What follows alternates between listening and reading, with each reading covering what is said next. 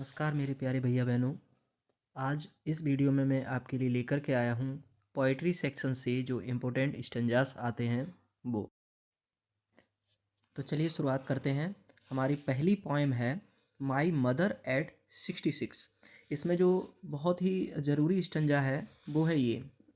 I looked again at her wan pale as a late winter's moon and felt that old familiar एक्ट My childhood's fear, but all I said was see you soon, अम्मा. All I did was smile and smile and smile. ये वाला जो stanza है ये हमेशा पूछा जाता है और बहुत आवश्यक है, आप इसको तैयार करके ज़रूर रखिएगा बोर्ड परीक्षा के लिए। देखिए इसके जो प्रश्न हैं वो भी मैं आपको बता देता हूँ, इसमें कौन कौन से प्रश्न दे रखे हैं। How was the poet's mother compared, यानी कवित्री की माँ की तुलना कैसे की गई। What did the poet feel, कवित्री ने क्या महसूस किया। What did the poet do at the time of farewell, विदाई के समय अपनी माँ से विदा लेते समय कवित्री ने क्या किया, ये आपसे पूछा जाता है। प्यारे भैया बहनों, दूसरी हमारी जो पोएम है कीपिंग क्वाइट, इससे जो इम्पोर्टेंट स्टंजा है जो अक्सर कर बोर्ड परीक्षा में पूछा जाता है वो है perhaps the earth can teach us as when everything seems dead and later proves to be alive. Now I will count up to 12 and you keep quiet and I will go. ये वाला stanza अक्सर कर पूछा जाता है हमारी board परीक्षा में। देखिए प्रश्न क्या इससे आते हैं वो भी मैं आपको बता देता हूँ। What lesson does the earth teach us, यानी पृथ्वी हमें क्या सबक देती है। What remains alive when everything seems to be dead, जब सब कुछ मृत प्रतीत होता है तो क्या जिंदा रहता है, जीवित क्या रहता है। What does the poet ask us to do, कवि हमसे क्या करने के लिए कहता है। ये स्टंजा आपका कीपिंग क्वाइट से आता है। नेक्स्ट पोएम है हमारी अ थिंग ऑफ ब्यूटी।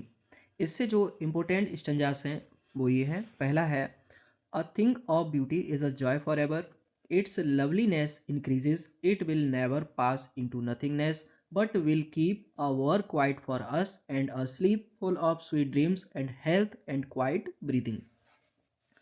ये स्टंजा परीक्षा में आता है और क्या क्या क्वेश्चन इससे आ जाते हैं वो मैं आपको बता देता हूँ। What does the poet feel about a thing of beauty, सौंदर्य की वस्तु के बारे में कवि क्या महसूस करता है।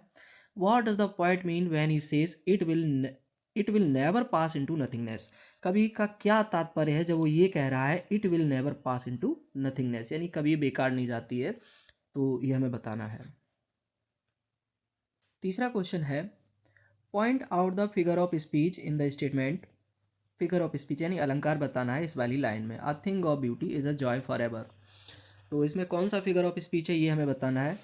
देखिए दोस्तों, इस लाइन में फिगर ऑफ स्पीच है मेटाफर यानी कि रूपक अलंकार, और अगला वीडियो में बनाऊंगा उसमें आपकी जो फिगर ऑफ स्पीच है उसका भी मैं अच्छे से वर्णन कर दूंगा जिससे कि आपको समझ में आए, फिगर ऑफ स्पीच भी आपको अच्छे से समझ में आ जाए। परीक्षा में कभी कभी ऐसा प्रश्न कर दिया जाता है इसी में स्टंजास में। इसी पोएम का दूसरा स्टंजा है, ये भी कई बार परीक्षा में आया है। Yes in spite of all some shape of beauty moves away the pall from our dark spirits such the sun the moon trees old and young sprouting a shady boon for simple sheep. इससे question क्या आ जाते हैं ये भी हम देख लेते हैं। Why did the poet use the phrase in spite of all in the first line of the extract, यानी कवि ने पहले पद्यांश में, पद्यांश की पहली लाइन में इन स्पाइट ऑफ ऑल का प्रयोग क्यों किया। सेकंड क्वेश्चन है what does some shape of beauty do for us who are these shapes, यानी सौंदर्य का कोई रूप हमारे लिए क्या करता है और ये रूप कौन कौन से हैं। Who bestows a boon to an ordinary sheep how, तीसरा क्वेश्चन है एक साधारण भीड़ के लिए भी वरदान कौन प्रदान करता है और कैसे करता है, ये प्रश्न आ जाते हैं। अगला जो पोएम है हमारा वो है अ रोड साइड स्टैंड। इससे जो स्टंजा आता है वो देखिए। The polish traffic is passed with a mind ahead और if ever a side a movement then out of shorts at having the landscape mired with the artless paint of signs that with n turned wrong and s turned wrong offered for sale wild berries in wooden quarts और crooked necked golden squares with silver बाट। ये stanza रहता है। और देखिए question देखिए, what do you understand by polish traffic, तो polish traffic से आप क्या समझते हैं। What is meant by out of shorts, why do the people in the cars feel out of shorts, यानी आउट ऑफ शॉर्ट्स का अर्थ क्या है और कार में बैठे लोग आउट ऑफ शॉर्ट कैसे महसूस करते हैं। तीसरा क्वेश्चन है what is up for sale in the road side shed, यानी सड़क के किनारे जो छोटी सी दुकान है, शेड है, वहाँ क्या चीज़ें बिकती हैं, ये प्रश्न पूछ लिए जाते हैं। लास्ट पॉइंट हमारी है आंट जेनिफर्स टाइगर्स। इससे देखिए इंपॉर्टेंट स्टेंजास जो है, they do not fear the men beneath the tree, they pace in sleek chivalric certainty. Aunt Jennifer's fingers fluttering through her bowl find even the ivory needle hard to pull. The massive weight of Uncle's wedding band sits heavily upon Aunt Jennifer's hand. Question देखिए क्या है, What is suggested by the line the massive weight of Uncle's wedding band?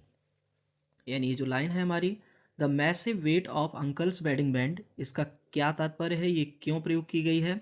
Explain the phrase chivalric certainty, इस वाक्यांश को हमें समझाना है। What image present before the eye when the poet describe the moment of Aunt Jennifer's fingers as fluttering through her wool, यानी कि जब कवि ने आंट जेनिफर की उंगलियों के चलने का वर्णन उसकी ऊन के आर पार फड़फड़ाने के रूप में किया है, तो उसके आंखों के सामने उसकी क्या छवि बनती है, ये हमें बताना है। तो ये खास जो बहुत ही ज़्यादा ज़रूरी स्टंजास थे वो मैंने आपको प्यारे दोस्तों बता दिए। आप इनकी तैयारी करिए और यकीन मानिए इन्हीं स्टंजास में से आपकी बोर्ड परीक्षा में आपको देखने को मिलेंगे।